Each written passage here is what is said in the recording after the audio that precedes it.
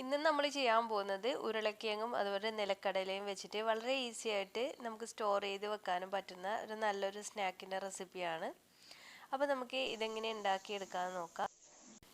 അതിനായിട്ട് ഞാനിവിടെ 2 medium size ഉരുളക്കിഴങ്ങ് എടുത്തിട്ടുണ്ട്. ഇനി ഇതിൻ്റെ തൊലിയൊക്കെ കളഞ്ഞതിന് ശേഷം നമുക്ക് ഗ്രേറ്റർ വെച്ചിട്ടൊന്ന് ഗ്രേറ്റ് ചെയ്തെടുക്കണം. അപ്പോൾ ഞാനിവിടെ ഇതുപോലുള്ള ഗ്രേറ്ററാണ് യൂസ് ചെയ്യുന്നത്. ഇതുപോലുള്ള വലിയ ഹോളുള്ള ഗ്രേറ്റർ ഉണ്ടെങ്കിൽ അത് തന്നെയാണ് നല്ലത്. ചെറിയ ഹോളാകുമ്പോൾ ഒരുപാട് അങ്ങ് ചെറുതായിട്ട് അടിഞ്ഞതുപോലെ ഇരിക്കും നമ്മൾ ഗ്രേറ്റ് ചെയ്യുന്ന സമയത്ത് ഉരുളക്കിഴങ്ങ്. അതുകൊണ്ട് വലിയ ഹോളുള്ള ഗ്രേറ്റർ വെച്ചിട്ട് ഇതുപോലെ നീളത്തിൽ ഗ്രേറ്റ് ചെയ്തെടുക്കുക. അപ്പോൾ ഞാനിവിടെ 2 ഉരുളക്കിഴങ്ങും ഗ്രേറ്റ് ചെയ്തെടുക്കുകയാണ്.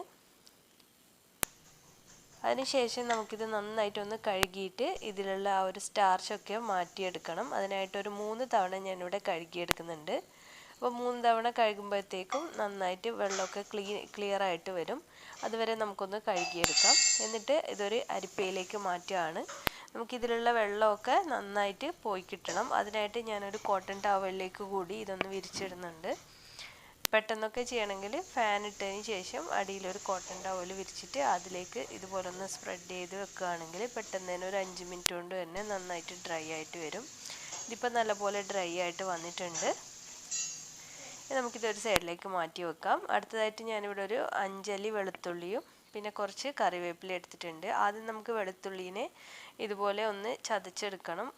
ചെറുതായിട്ടൊന്ന് ചതഞ്ഞ് വന്നാൽ മതി. എന്നിട്ട് നമുക്കിതൊന്ന് ഫ്രൈ ചെയ്യുന്നതിൻ്റെ കൂട്ടത്തിൽ ഇടാൻ വേണ്ടിയിട്ടാണ്. അതുപോലെ തന്നെ കറിവേപ്പിലയും ഫ്രൈ ചെയ്യാൻ വേണ്ടിയിട്ടാണ് എടുത്ത് വെച്ചിട്ടുള്ളത്. അതുപോലെ ഞാനിവിടെ ഒരു അരക്കപ്പിൻ്റെ അടുത്ത് നിലക്കടല കൂടി എടുത്തിട്ടുണ്ട്.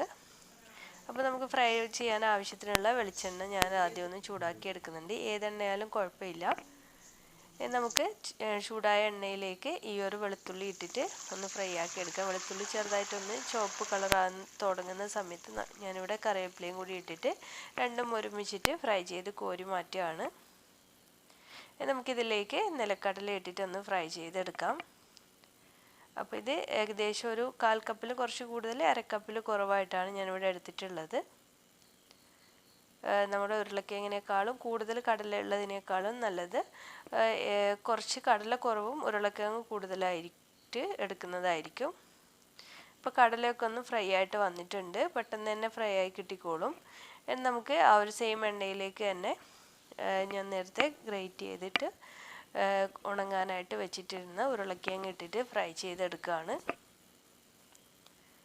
അപ്പോൾ ഇടുന്ന സമയത്ത് ഒരുപാട് പതയൊക്കെ വരും. കുറച്ച് കഴിയുമ്പോഴത്തേക്ക് ഫ്രൈ ആയിട്ട് വരുമ്പോൾ അതിൻ്റെ പതയൊക്കെ മാറിയിട്ട് പിന്നെ നമ്മൾ മീഡിയം ഫ്ലെയിമിലും ലോ ഫ്ലെയിമിലും വെച്ചിട്ട് ആദ്യം ഹൈ ഫ്ലെയിമിൽ വെച്ചിട്ട് ഇളക്കിക്കൊണ്ടിരുന്നാൽ മതി. പിന്നീട് മീഡിയം ഫ്ലെയിമിലും ലോ ഫ്ലെയിമിലും വെച്ചിട്ട് ഒന്ന് ഫ്രൈ ചെയ്തെടുക്കുമ്പോഴത്തേക്ക് നല്ല ക്രിസ്പി ആയിട്ട് കിട്ടും. അപ്പോൾ അതിൻ്റെ കളറൊക്കെ ഇതുപോലെ ഒന്ന് ചേഞ്ച് ആയിട്ട് വരുമ്പോൾ നമുക്കിത് കോരി മാറ്റാം. അപ്പോൾ ഈ വീഡിയോയിൽ കാണുന്നതിനേക്കാൾ കുറച്ചുകൂടി ഒന്ന് ഗോൾഡൻ കളറായതിന് ശേഷമാണ് കോരി മാറ്റിയത്. അപ്പോൾ ഈ ഒരു വീഡിയോയിൽ കുറച്ചൊന്ന് ലൈറ്റായിട്ടാണ് കാണിക്കുന്നത്. അപ്പോൾ ഞാനിവിടെ ഒരു ടിഷ്യൂ പേപ്പറിലേക്കാണ് ഇത് കോരി മാറ്റുന്നത്, അധികമായിട്ടുള്ള എണ്ണയൊക്കെ ഒന്ന് പോയി കിട്ടാൻ വേണ്ടിയിട്ട്. അതുപോലെ തന്നെ ബാക്കിയുള്ള ബാച്ച് കൂടി ഈ ഒരു സമയത്ത് തന്നെ ചേർത്ത് കൊടുത്തിട്ടുണ്ട്. ഇനിയിപ്പോൾ ഇത് മിക്സ് ചെയ്യേണ്ട പരിപാടിയേ ഉള്ളൂ. നമ്മുടെ ഉരുളക്കിഴങ്ങൊക്കെ നല്ല ക്രിസ്പി ആയിട്ടാണ് വന്നിട്ടുള്ളത്. അപ്പോൾ ഞാൻ ഒരു മിക്സ് ചെയ്യാനായിട്ട് ഒരു ബൗളിലേക്ക് മാറ്റിയിട്ടുണ്ട്. അതിലേക്ക് കടല ഫ്രൈ ചെയ്തത് കൂടി ചേർത്ത് കൊടുത്തു. അതുപോലെ നമ്മൾ ഫ്രൈ ചെയ്ത് മാറ്റി വെച്ചിരിക്കുന്ന കറിവേപ്പിലയും അതുപോലെ വെളുത്തുള്ളി കൂടി ചേർത്തു.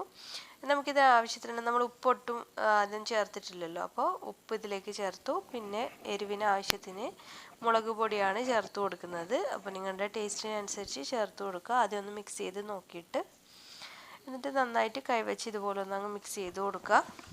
അപ്പോൾ നമ്മുടെ മിക്സ്ചർ റെഡി ആയിട്ടുണ്ട്. വളരെ ഈസി ആയിട്ട് അതുപോലെ നല്ല ടേസ്റ്റി ആയിട്ട് ഉണ്ടാക്കിയെടുക്കാൻ പറ്റുന്ന ഒരു മിക്സ്ചർ തന്നെയാണ്.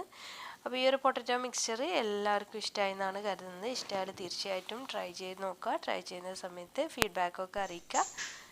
അതുപോലെ ചാനൽ ഇതുവരെ സബ്സ്ക്രൈബ് ചെയ്തിട്ടില്ലെങ്കിൽ നിങ്ങൾക്ക് വീഡിയോസൊക്കെ ഇഷ്ടമാണെങ്കിൽ ഒന്ന് സബ്സ്ക്രൈബ് ചെയ്ത് സപ്പോർട്ട് ചെയ്യണേ. അപ്പോൾ ഇനി മറ്റൊരു നല്ല വീഡിയോ ആയിട്ട് വരുമ്പോഴേക്കും താങ്ക്